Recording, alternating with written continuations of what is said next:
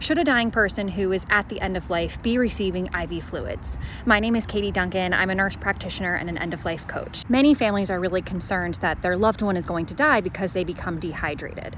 And so this is when it's really important to educate about the natural dying process. It is normal for a dying person to stop eating and stop drinking. They even lose the ability to swallow altogether.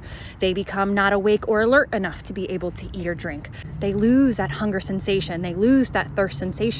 And the reason for this is because the body is naturally shutting down. The heart is shutting down, the kidneys are shutting down, all the organs are shutting down. And so putting excess fluid or putting IV fluid in a body that is shutting down can actually end up doing more harm than good, because the heart is not able to handle any extra fluid. It's not working anymore, and so it can't pump that fluid anywhere good.